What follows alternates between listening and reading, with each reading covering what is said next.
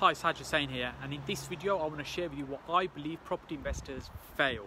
So right now I've just popped out for a break. I'm at a round table meeting with a former boss of a huge retail empire. They had like 1,000 retail units at one point, not turning over, but making in excess of £10 million profit a month. No longer in that business right now, but just sharing some of his knowledge. So I'm spending the afternoon with him. So I've just popped out for a bit of fresh air, a bit of a break, and I thought I'd do this quick video. Actually, it's a bit windy, so hopefully you can hear me okay. So why is it that property investors fail? Well, you know, when I meet people that are fairly early in their journey, when they start learning about property, particularly when they discover that you can buy property without needing a huge amount of money or no money or none of your own money, people get very excited and very motivated about what's possible in property. And that's essentially what got me into property many years ago. So people get starting, that's where they start looking at little things like this, they start exploring different strategies they can do, and they can very quickly get distracted by shiny pennies, and I've done a different video on that before.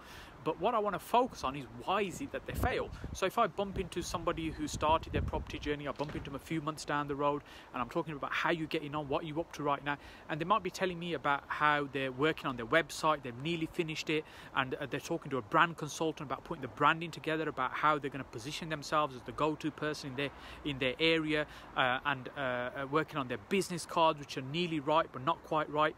Effectively what they're saying is they still haven't started, they're tinkering around the edges. So months and months go by and people are focusing on just trying to get all the peripheral stuff right, where you know, I think the most important thing is you need to start generating leads and start moving forward.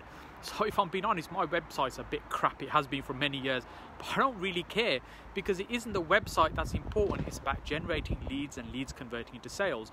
So I'm interested in talking to people, whether they become somebody I'm mentoring, whether it's somebody that's investing in property with me as an investor, putting cash into a property, or whether it's somebody that might be a HMO landlord whose property might manage. These are the leads that I'm focusing on. So when I'm generating sales, that's what I'm thinking of. What's the return I'm getting on that time? If I'm learning about property and I'm spending time putting brochures together, building an amazing websites, spending months doing these things, these are not the things that turn into sales. These are not the things that will make us successful in property. And then quite often people will filter away after they've been doing this for months and they haven't got it to work. They've wasted a huge amount of time, they've spent money on this, but they're not getting the results. And the reason they're not getting the results is because they're not focusing on what's important. What's important is putting money into your pocket, is focusing on the sales, not pretty business cards, not an amazing branding package, not the superb website. All these things can come later. Look, if you've ever met me at a network meeting and you've asked for my business card, you'll know my response is, I don't have a business card. You don't need my business card. If you need to connect, if it looks like we're going to do business, we'll start talking. I don't want to spend huge amounts of time and money on those things that don't help in the bottom line of putting money in your pocket and turning it into a real business. To make property work, you have to work at generating the leads. Is that speaking to sellers, that's speaking to agents, that's speaking to investors that are going to work with you.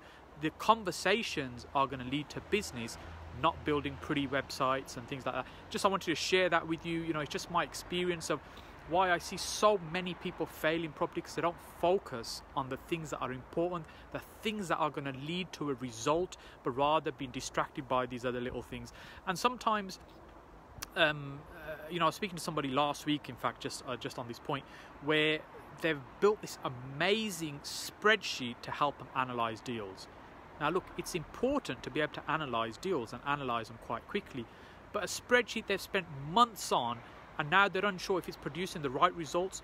Ultimately what it means is it's analysis paralysis.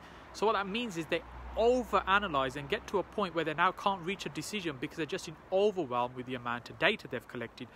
And you know, sometimes people say to me, can you share our spreadsheet that we use for HMOs and analysing deals? Well, actually, a lot of the time when I'm looking at a deal, I'll just get a pen and paper together and I quickly calculate the numbers and I'll work it out there and then, because it's how quickly can we get a return on what we're doing, not tinkering around the edges. So look, I hope you found this video useful. Let me know your thoughts.